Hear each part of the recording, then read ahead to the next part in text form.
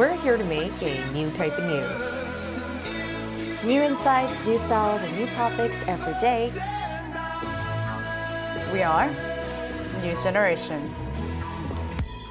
Making news just for you. It's April 11th here in Seoul. I'm Shin, and you're watching News Generation. Joining me in the studio is Chiji. Good morning. Good morning. And Jessica Dino. Happy morning, everyone. Happy Thursday. Now, both are here to speak on behalf of people in their 20s and 30s.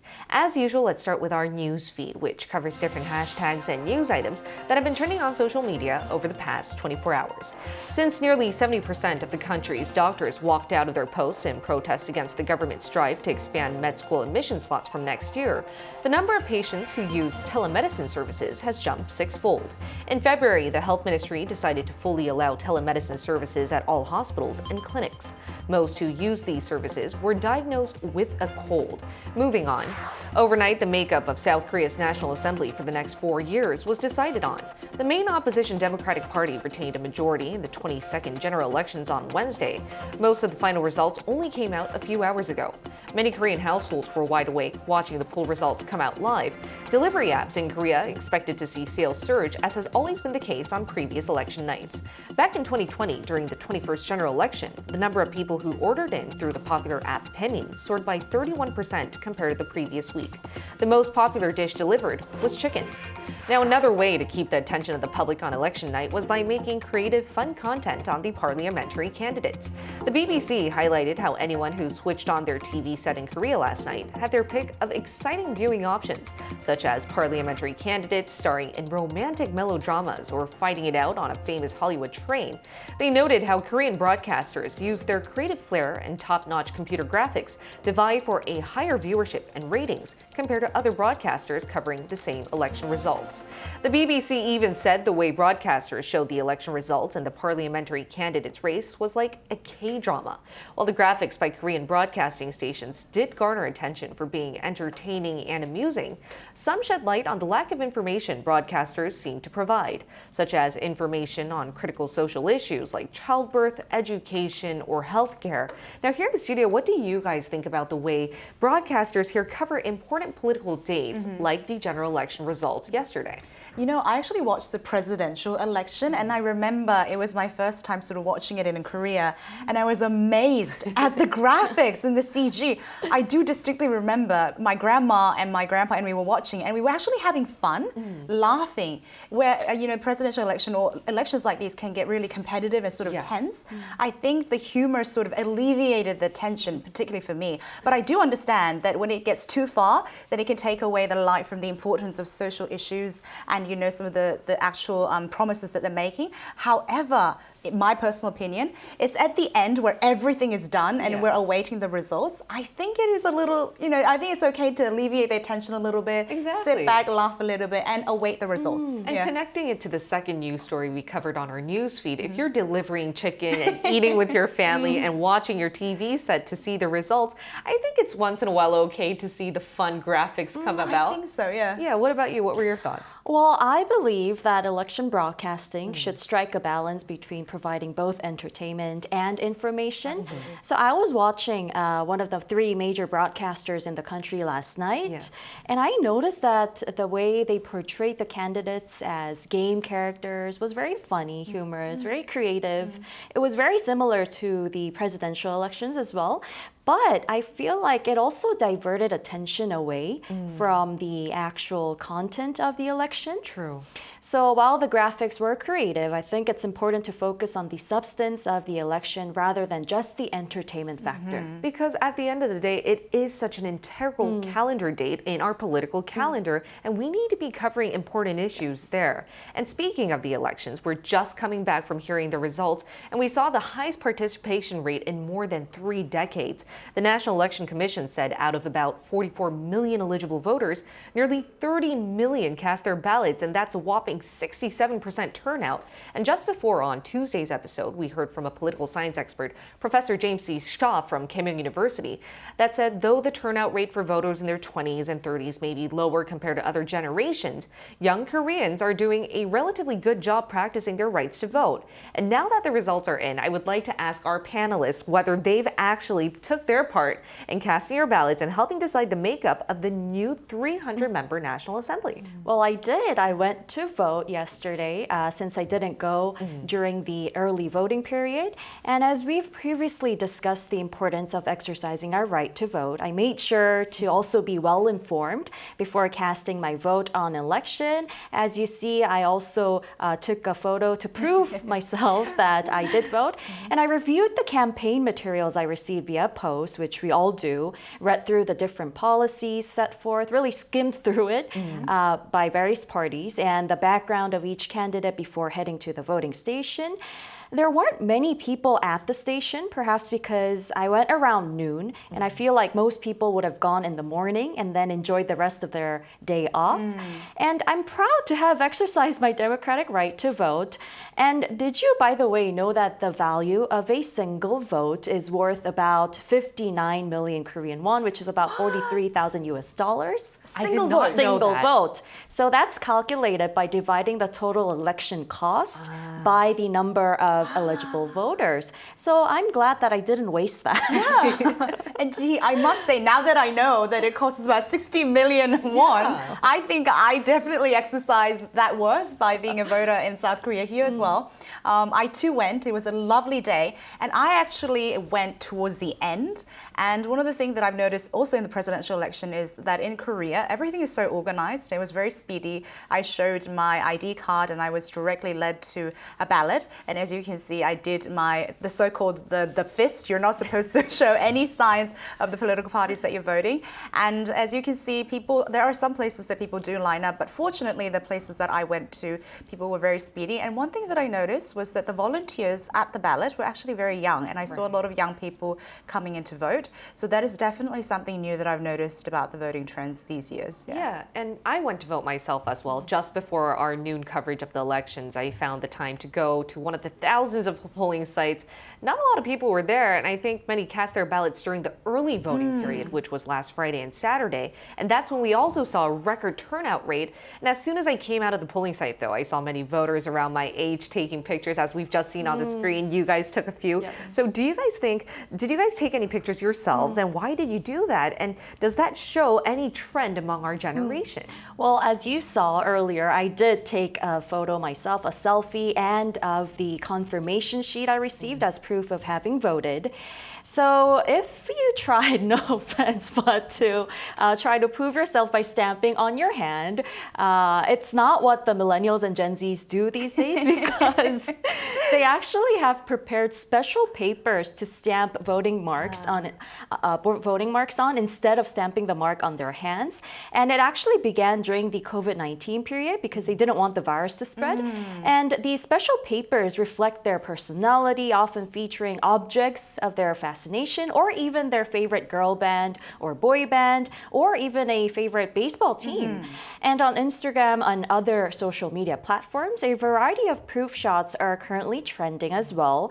And another notable trend is to use the ballot stamp, which kind of looks like the Korean consonant iung, like the round-shaped consonant, to fill in blanks for phrases supporting their favorite sports clubs or even promoting K-dramas. And I think uploading these proofs on social media can really be a double-edged sword. But I personally think it can really create a sense of responsibility among young eligible voters to make sure that they're motivated to vote and participate in the voting as well. And in fact, some say that they were motivated to go vote because they wanted to stamp on their special papers. I know. I think that's another way to boost youth political participation, because even though it could be a fun social media trend, at least you're getting them to come out of their houses and cast their ballots. Now, what do you think about this? I mean, now that Jihi says that you're not young when you put it on your fist, I don't know what to say, because I felt awkward just taking that picture too. So even though I am part of the MZ generation, I don't think I follow the trend. But obviously, as you can see, we like to do everything on social media. So there is definitely a sort of a thread or a challenge that goes on when it comes to the voting buzz as well. But one of the things that has been happening in South Korea is, as Jihi mentioned, the photo cast, but also celebrities have become a quite crucial part in leading the young generation to go and vote. They have been, especially K-pop stars, they have been very active in sort of publishing their voting testimonials and actually some of the encouraging people to vote. Now, obviously, when you're taking these, voting shots, you're not supposed to go into the ballot and take these shots or reveal anything about the political party. But I think this is one of the trends that has, as you mentioned, it's definitely sort of motivating people to try, even if they just want to get a photo out of it. Yeah. Exactly. And as you mentioned, you're not allowed to take any photos inside the polling stations. But nowadays, because so many people are doing it, there's photo zones outside. And if you do not keep the rules, you might be fined up to $2,933 or up to 2 years in prison. So make sure to keep these rules for your next casting ballot time. Now, it's not just our generation that practiced our right to vote yesterday. Some 223,000 naturalized Korean citizens were also eligible. And we're going to hear from one ourselves to better compare what Korea's election sites and voting culture is like compared to other parts of the world.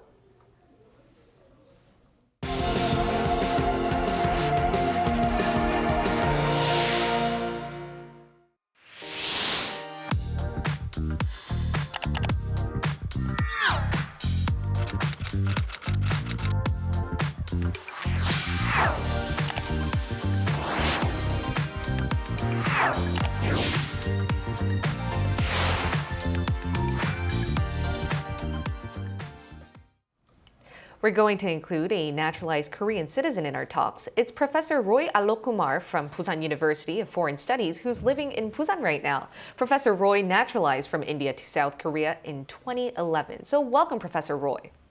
Hello, how are you? Fine, thank you. Now, I'd like to ask you the first question. Yesterday was the 22nd general election here in Korea.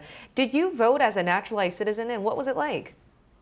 Oh, yes, I did. This is my civic duty, and as usual, I did it.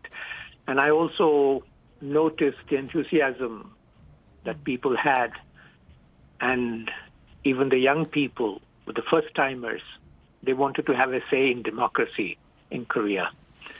Then the place where I was supposed to vote, it was a bit high up the hill, and I could see many old people also coming. One thing that really astonished me this time was that nobody was surprised to see me in the queue.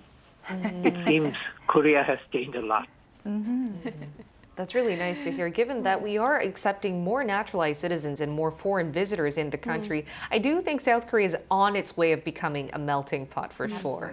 It has already become. It has already become, I would say, and it has become a attractive destination for many foreigners, not only tourists, but also foreign workers. Yeah. And international marriage is also growing every day. So Definitely. I think this is a very positive thing. Korea has become much diverse in its demography, and it is visible too. I see. Well, Professor Kumar, as a person who's experienced the Korean election and the Indian election as well, what's the election process like in Korea compared to India? What are the differences? Well, first thing is the size.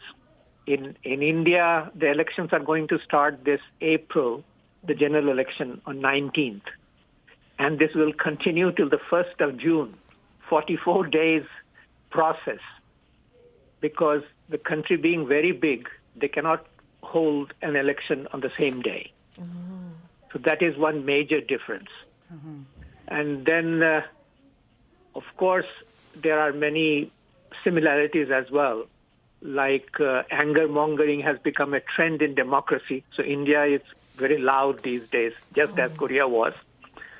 And because of the digital device that people have in hand, one can plant a thorn in the air very easily. Yeah. I saw that in Korea, and I see that in India as well. And one thing I regret, though, instead of dividing the votes or dividing the people's mind, there should have been an attempt to reach a consensus on many issues, and that sometimes is missing. And it is because I think a stink reaches the nose faster than the fragrance. But this also presents a challenge to most of the people who are elected this time to go to the National Assembly and find something more useful. In India, we have a multi-party system, but still we have alliances where parties reach a consensus and they make alliances. So there are two major alliances, NDA and other one is India. In Korea, alliances are building, I would say, but sometimes the personal aggression is more visible in Korea. Right. Professor, you mentioned that as a naturalized citizen, it's very important to practice your civic duty. Is there one thing that you hope from a new parliament? I expect that the new parliament pays attention to policies that relate to immigrants or naturalized citizens. I know they are keen, but sometimes the number or the constituency is not big enough to attract their attention. And this is where sometimes the blind spots are created. So I would prefer the new leaders, new assembly members. They are more keen to get the feedback from the foreigners like me and also use that in policy making. This input is important. And more important is, I believe, the inclusiveness in policy making of these foreigners. For sure. Professor Roy, you mentioned great points there. As South Korea is heading towards, we're seeing a super-aged society, low birth rates, immigration does play a key role, and hopefully the new parliament better tackles and addresses the needs of naturalized citizens and foreign workers here, or immigrant married couples as well. Hopefully we'll see some changes soon. Thank you so much for sharing your insights and actually casting a ballot. Thank you. Thank you. All right, thank you so much. Now, before ending off today's discussion, I would like to ask our two panelists in the studio, what do you think this time around was different compared to previous elections in the past? Well, I think there was a little more participation. Actually, this turned out to be the highest turnout when it comes to general elections in the country. And also, I was quite curious as to how long those ballots were, because we've been talking about how it's going to be super long this time. And when I went to vote yesterday, it was quite long. I was quite surprised. You had to fold it like three times. Apparently, it was 51.7 centimeters with 38 political parties running. So it was a really long ballot, hence why we had to wait for hours for the results to come out. We're still seeing some come in. Francesca, what about you? What was different for you in terms of your experience voting? In addition to the voting experiences, I think the climate that I was in when I was voting, I think was also quite particular.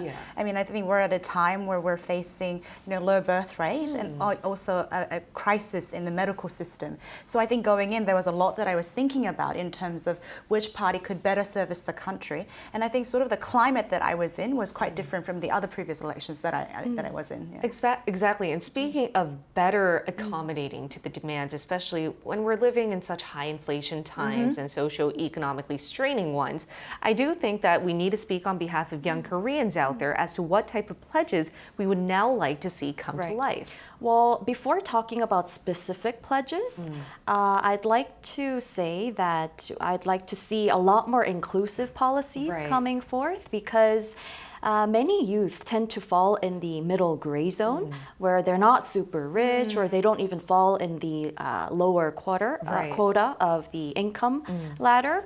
So many of them cannot enjoy the benefits provided by the government. So I think they should also be inclusively covered as well. And of course, we still have housing problems that is a huge burden to our youth. So I think we should see more public housings, affordable public housings being provided to the youth as well. Exactly. And as you mentioned, I think because we're so outnumbered by older voters out there during this election, it was the first time those in their 60s outnumbered those in their 20s and 30s combined. I feel like our generation feels outnumbered and sometimes underrepresented. And hopefully this election sheds light to actually the fact that because it's an aging society, inevitably we're going to be seeing older voters out there. But hopefully if we see more youth politicians make up the National Assembly, I do think that will boost boost our political participation rates and our enthusiasm to actually have our voices heard. Now, what are your thoughts on that? I love the comment that you made, but I also think that it goes vice versa, as in more of us have to actually participate and increase the rate of 20 and 30 voters for the people, the elected officials, to actually take notice to say the participation of young people and their votes do count in terms of winning the seats. So I love the comment that you made, but I do hope that the people that are watching this, including ourselves, do exercise that right to make sure that our voices are heard and then making sure that we do exercise a civic duty, including myself, of course. Exactly, because there are certain policies and pledges that we would like to see come to life. What are some of yours? I think for me, as Jihi mentioned, housing I think is very important, but one of the polls that I saw for the young voters, the most important thing is inflation and just the prices of living costs generally. I mean, people are just starting to get careers, kick-started or trying to make their way into society, and the first thing that they have to think about is making a living with the limited salary or the income that they get. So I think inflation is definitely one of the most important one. And here in NewsGen, we've covered it several times, but I think youth support in terms of the disenfranchised, disabled, and people who are not necessarily in the spotlight for the majority. I think those are some of the very important social systems that need to come into place to boost the entire system altogether. And as Professor Roy mentioned, including even the naturalized citizens, foreign migrants. So at the end of the day, I think our key word is inclusivity. Exactly. And I just want to mention that because our politicians, their parties are quite divided now, I want to make sure that policies come first, not the political quarrel between them, because I think the youth stay very ignorant or nonchalant when it comes to political matters because their voices aren't being heard, and it's the